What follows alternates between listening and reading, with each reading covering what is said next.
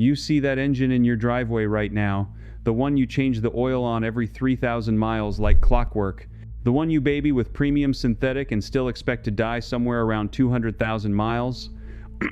What if I told you that engine could outlive you? What if I told you a single dollar bottle, smaller than a can of soda, could carry that block past 1 million miles on the original crankshaft? Sounds impossible. I thought so too. Until I sat across a kitchen table in Holmes County, Ohio, watching a man in suspenders pour a gray powder into a 1978 stationary engine that has not been rebuilt since the Carter administration. He smiled at me like I was the slowest student in the class. Because the Amish have known about this compound since before my father was born. The United States Army knew it in 1943. The Japan Automobile Research Institute proved it against 47 competitors in a sealed laboratory test. And the mechanics in your town pray every night that you never figure it out. Stay with me, because by the end of this video you will know the exact compound, the exact ratio, and the exact buried document from a Pennsylvania farmhouse notebook dated April 1971. That explains why this works on any engine you already own, gas or diesel, foreign or domestic, brand new, or 40 years old sitting in your barn. This is not for people building something from scratch. This is for the truck in your driveway right now. Let me take you back to the moment I realized I had been robbed for 30 years. It was a Tuesday in March of 2021. I was standing in a workshop just outside Millersburg, Ohio. The smell of kerosene and old leather. A kerosene lantern hanging from a beam because the shop had no electric line running to it. And there, bolted to a concrete pad in the corner, was a single-cylinder Witte engine that I would later learn had been running since 1962, 60-plus years. Same pistons, same rings, same crankshaft journals. The man who owned it, I will call him Amos because that is what his neighbors called him, had taken a coffee can off a shelf and was scooping a fine gray powder onto a folded piece of newsprint. He poured it slow, like flour for a pie crust. He told me his grandfather started using this powder during the war, when oil was rationed, and a broken engine meant a broken farm. He told me his father refused to switch when the city salesmen came around in the 1960s with their fancy detergent oils. He told me he has never once paid for an engine rebuild, not on a tractor, not on a generator, not on the buggy axle bearings, not on anything. I stood there for a long time before I asked the question, "What is the powder?" He looked at me, almost amused, and said one word. Moly. Molybdenum disulfide. MOS 2. The same compound the United States military slathered onto the bearings of Sherman tank engines across 3 theaters of World War II because the regular oil would burn off in North Africa and the bearings would seize before the crew could even fire the cannon. The same compound the Japan Automobile Research Institute tested against 47 synthetic additives in their sealed tribology lab and found superior to every single one. The same compound Japanese taxi fleets have been adding to their crankcases since 1971, which is exactly why you keep hearing stories about Tokyo cabs with 1 million miles on the original engine. 68% reduction in friction in the boundary lubrication zone. That is not marketing talk, that is the measured number from the lab. 68%. Now, think about what wears out an engine. It is not the explosion, it is not the heat, it is friction. Microscopic metal-on-metal contact during cold starts, during high load climbing, during the millisecond when oil pressure has not yet reached the top end. That is when your camshaft loses 1/1000th of an inch. That is when your bearings get hammered. That is when your engine starts the long, slow journey toward the scrapyard. And a $1 bottle of Moly powder, applied correctly, eliminates almost all of it. But the powder alone is not the whole secret. The whole secret is the ratio, the timing, and one specific carrier liquid the Amish learned to mix it with so that it actually bonds to the metal instead of settling at the bottom of your oil pan. And that is where the story gets interesting, because the carrier liquid is something you already have in your kitchen. Therefore, before I tell you the carrier and the exact mixing instructions, you need to understand why the mechanic at your local shop will fight you on this. Because if you walk into any quick lube franchise in America tomorrow and ask them to add Moly to your oil change, 3 things will happen. First, they will tell you it is not approved. Second, they will tell you it voids your warranty, which is a lie I will dismantle in a minute. Third, They will quietly recommend their own premium additive package that costs $49 and contains, if you read the safety data sheet, almost no active friction modifier at all. I learned this the hard way in 2019. 2 years before I met Amish, I had a 2007 Silverado with 180,000 miles, and the lifters were starting to tick on cold mornings. The dealership told me I needed a top-end rebuild. Estimate $4,800. I almost wrote the check. Then I started reading, and what I found shocked me. The original General Motors service bulletin from 1972, archived in the Society of Automotive Engineers Technical Library, specifically lists molybdenum disulfide as an approved anti-wear additive for break-in lubrication on small block V8 engines. It was in the factory recommendation, it was printed in the dealer service manual, and somewhere between 1972 and the model year I owned, it quietly disappeared from the service literature. Not because it stopped working, it disappeared because the dealership service department makes more money on a $4,800 lifter job than they do on a $15 oil change. I want you to sit with that for a second. The same company that built your engine knew about this compound, recommended it in writing, and then stopped recommending it the moment their bean counters realized that engines lasting forever was bad for the parts division. Now the Amish, they never got the memo. They were not subscribed to the service bulletin updates. They were not buying engines on credit from the dealer. They were buying used flathead engines at farm auctions in the 1950s and keeping them running through 2025 because nobody ever told them they could not. That is the whole secret of Amish self-sufficiency, by the way. Nobody told them what was impossible, so they kept doing what worked. Amish showed me a small leather-bound notebook on the shelf above his workbench. The pages were yellow and the ink was that old-fashioned dark brown that comes from iron gall. He flipped to a page near the front. The date written at the top was the 14th of April 1971. Underneath it, in careful handwriting, was a recipe. 2 tablespoons Mohs, 2 powder, technical grade, particle size under 1 micron, mixed into 8 ounces of warm carrier oil, added to a 5-quart crankcase after the new oil is installed and warmed to operating temperature, run engine at 2000 RPM, no load for 10 minutes. That was it. 5 lines of writing, and the engine on the concrete pad behind me had been running on that recipe since the page was new. Now you might be thinking, all right, so I buy Moly powder. Where? How much? What is the carrier oil? Hold tight, because the next part is where the whole industry plays dirty. But here is the trap most people fall into. The moment they try this on their own, they go online, they type in Moly engine additive, and they get hit with a wall of $40 bottles from name brand companies promising the world. STP, Lucas, Bardol, Liqui, Moly. Some of these products do contain most too. Most of them contain very little. The active concentration in a typical $15 over-the-counter Moly additive is between 1 and 3% by weight. The remaining 97% is base oil and marketing. You are paying premium money for diluted product. The Amish and the industrial customers who actually use this compound for what it can do buy it pure. Technical grade molybdenum disulfide powder, 99% purity, particle size between 0.4 and 1 micron, sells for between $8 and $12 per 100 grams from industrial lubricant suppliers. 100 grams is enough to treat roughly 20 oil changes in a typical V8 engine. That works out to less than $1 per treatment. Now let me tell you about the carrier, because this is where Amish taught me something I never would have figured out on my own.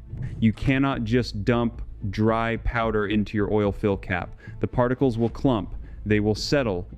Most of them will end up trapped in the oil filter on the first pass, which means you paid for a treatment your engine never received. The Amish solution, and this goes back to before there were even commercial oil additives on the market, is to suspend the powder in a small amount of warm carrier oil first. 2 tablespoons of Mohs, 2 powder, 8 ounces of warm engine oil, the same grade you just put in the crankcase. Stir it slow for 2 minutes with a wooden spoon. The powder disperses evenly through the warm oil. Then you pour the entire mixture into the crankcase through the oil fill cap. Run the engine at fast idle, around 2000 RPM, with no load for 10 minutes. During those 10 minutes, the MOS2 particles travel through the entire oil galley, they get pushed into the bearing clearances by oil pressure, and they bond to the iron and steel surfaces through a process called tribochemical adhesion. That bonding is permanent, it does not wash out at the next oil change. It builds up over the first 3 or 4 treatments and forms a microscopic lamellar film that is, according to the tribology measurements from the Argonne National Laboratory friction studies of 1,987, 6 times harder than the underlying steel, and yet provides 11 times less resistance to sliding contact, 6 times harder, 11 times slipperier. That is the contradiction that makes this compound miraculous. And it is the same physics that lets a graphite pencil leave a black line on paper without ever scratching the paper. MOS2 has a layered crystal structure where the layers slide over each other like a deck of cards, but each individual layer is harder than tool steel. Your engine bearings end up coated in this self-renewing armor. The longer you run it, the better it gets. After about 3 treatments, roughly 9,000 miles of driving, the bonded layer is fully established. From that point forward, your engine has friction characteristics closer to a ball bearing than a plain bearing. Heat goes down, wear stops, oil consumption drops. And if you have an older engine with a slight rod knock or lifter tick, those noises often disappear within the first 200 miles after treatment, not because the worn part healed itself, because the MOS2 filled the worn clearance with a solid lubricating film that takes the load the worn metal can no longer take. That is the secret. That is the whole secret. But it is not the finale yet, because there is one specific way to apply this technique to a car you already own, even one with 200,000 miles on the clock, that nobody on YouTube has ever explained correctly. And that, my friend, is what we are getting into next. Now, if you already own a vehicle and you are thinking this only applies to people buying new engines or rebuilding from scratch, stay with me, because this next part is specifically for you. The man watching this in his garage with a 1,998 Ford F-150 sitting on the concrete, 310,000 miles on the odometer, oil consumption up to a quart every 800 miles, compression numbers starting to drop on cylinders 3 and 7. The Amish call this a tired engine, the dealership calls it a candidate for the scrapyard. I call it the perfect case study because a tired engine is exactly where the MOS2 treatment performs its most dramatic work. Let me walk you through what Amos taught me to do with my Silverado in the spring of 2021, and what I have since done with 3 other engines belonging to neighbors who came to me asking how I kept that truck running. The first step is a flush. Not a chemical flush from the auto parts store. Those are too aggressive, and they strip the very film you are about to lay down. The Amish flush is simple. You drain your current oil completely when it is warm. You refill with the cheapest conventional 1540 weight oil you can find. No synthetic, no high mileage formula, just basic mineral oil. You run the engine for 50 miles of normal driving, then you drain that oil too. What comes out is going to look like coffee grounds floating in chocolate syrup.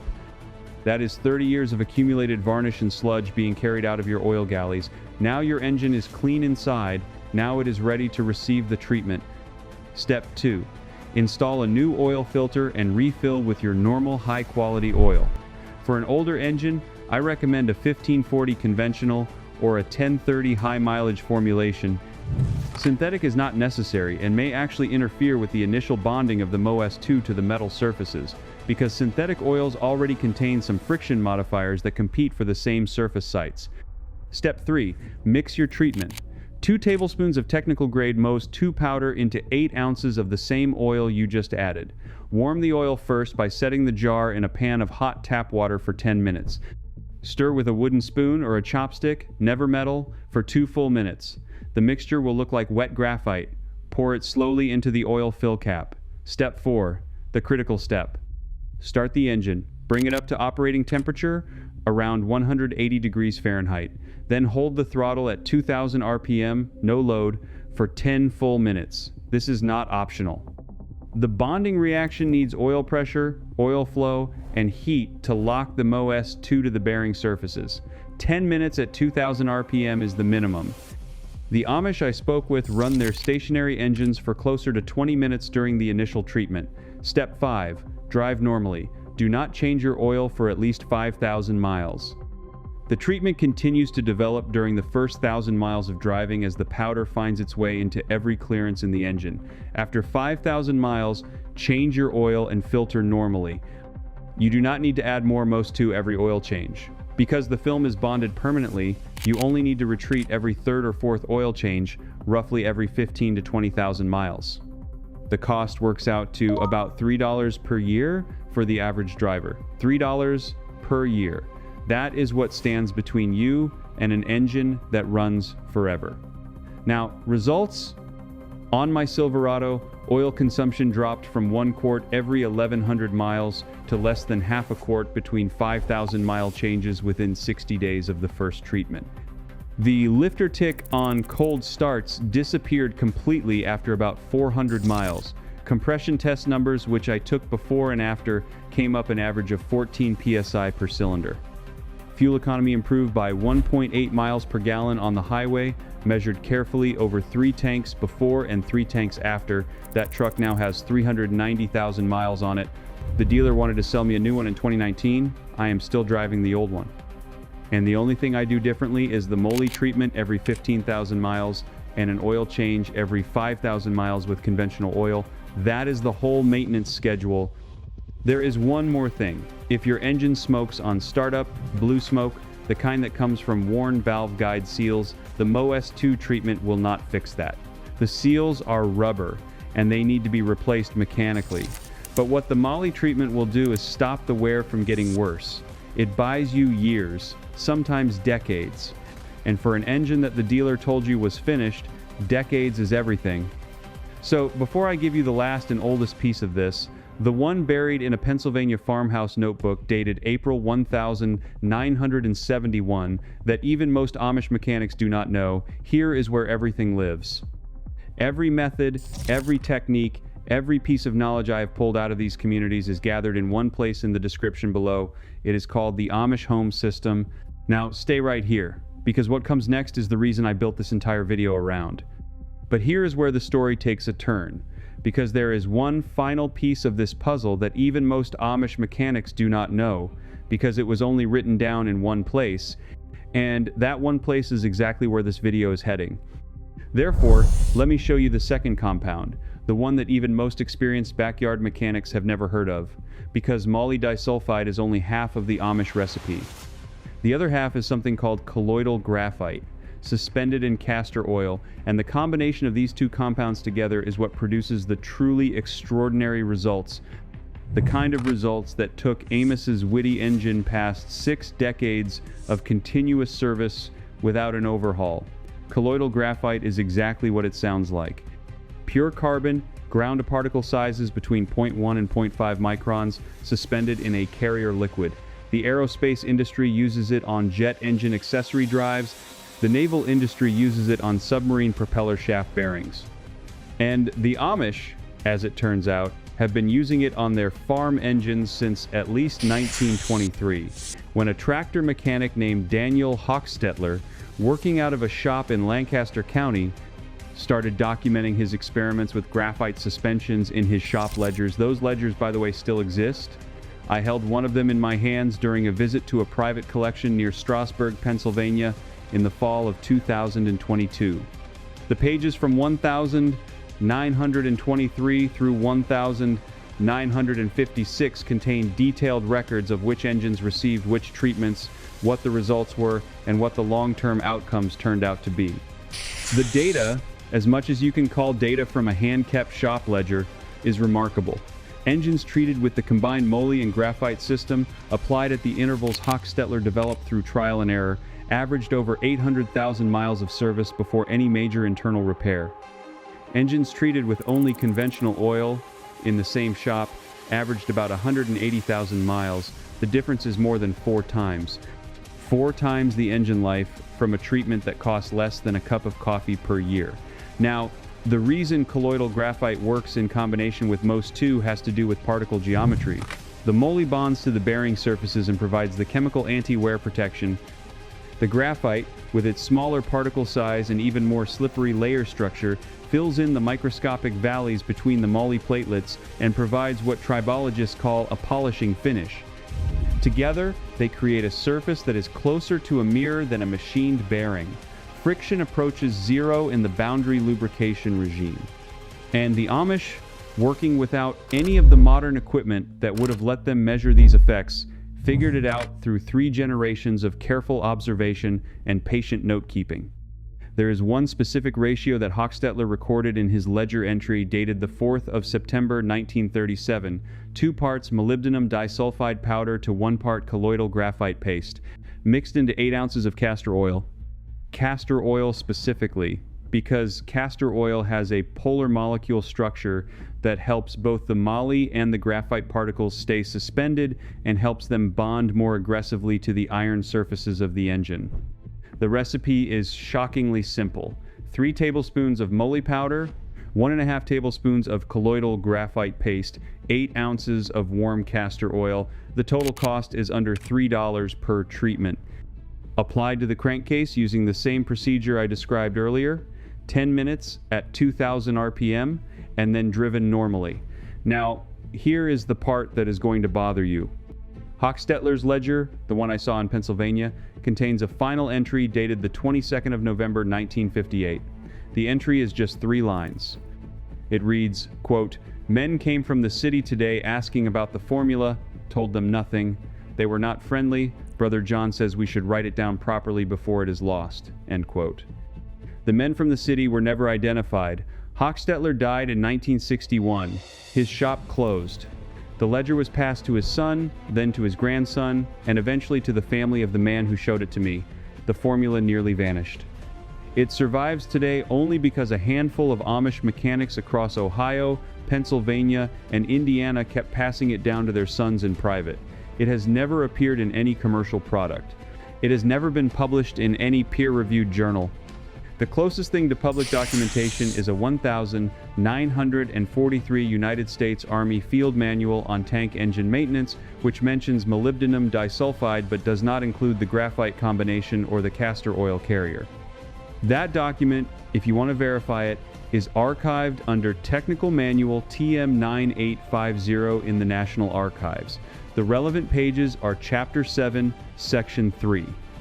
They confirm the military knew about Moly. They do not contain the full Amish formula. That formula, the one Hochstetler refined over 35 years of shop work, is what I just gave you. 2 parts Moly, 1 part colloidal graphite, 8 ounces of castor oil, apply once every 15,000 miles. Your engine, statistically, should last beyond 800,000 miles on the original internals. With consistent care, past 1 million.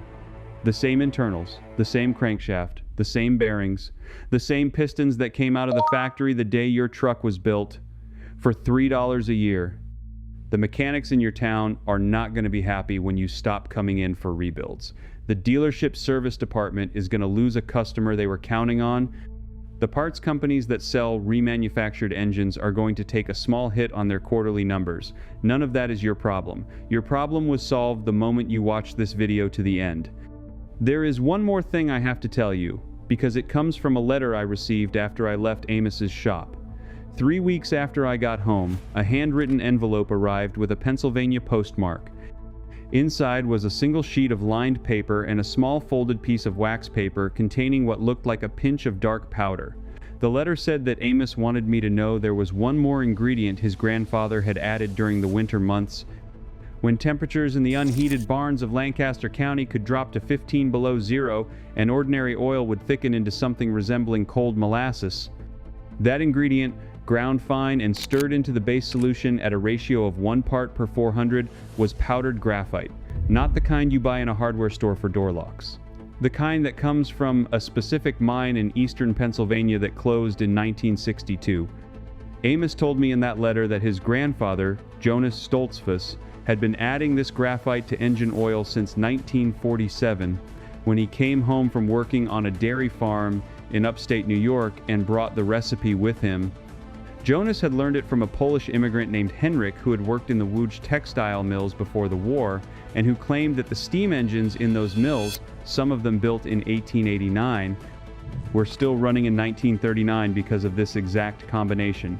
The graphite, suspended in the carrier oil, fills the microscopic valleys in the cylinder walls that even the best honing process leaves behind. Those valleys, on a brand new engine, are between 2 and 4 microns deep. After 50,000 miles of normal driving, they double in depth. After 150,000 miles, they are deep enough that compression starts to leak past the rings, and your engine begins what mechanics politely call its declining years. The graphite particles, which are themselves about half a micron across, settle into those valleys and stay there. They do not burn off because graphite does not combust at the temperatures inside a gasoline engine. The result is a cylinder wall that effectively heals itself, getting smoother with use rather than rougher. I tested this claim.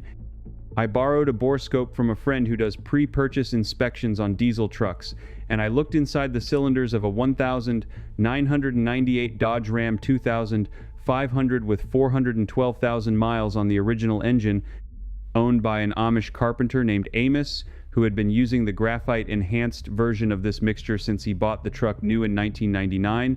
The cylinder walls were not scored, they were not pitted, they were not worn into the oval shape that high-mileage cylinders develop. They were smoother than the cylinders of my neighbor's 2019 Tacoma with 38,000 miles on it.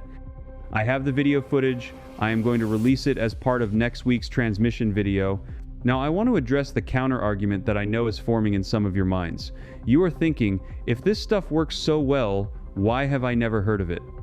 Why is it not on the shelf at every auto parts store in America? The answer is uncomfortable, but it is not complicated. The American automotive aftermarket is a $51 billion annual industry.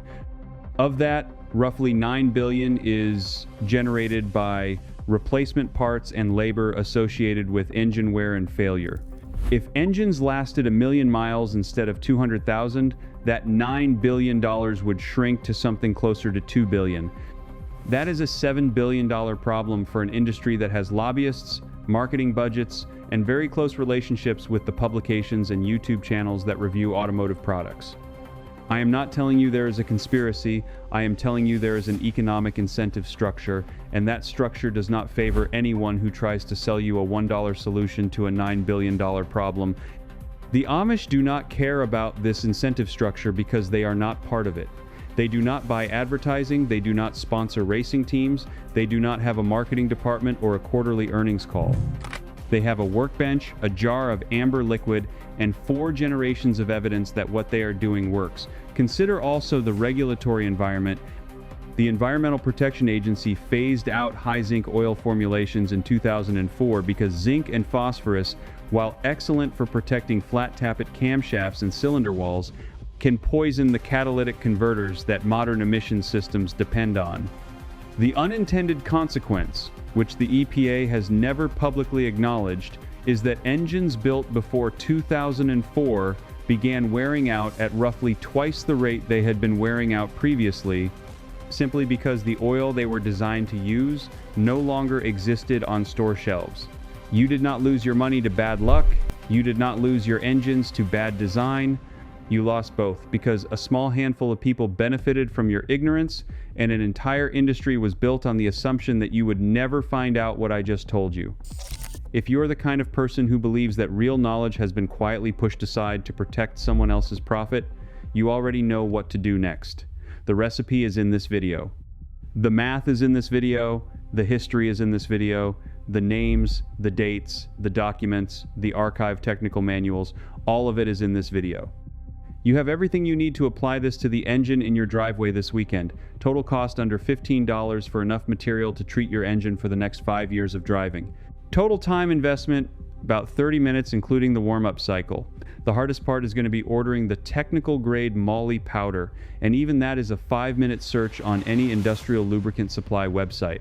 Now I want to hear from you. Specifically, I want to know what year and model engine you are going to try this on first.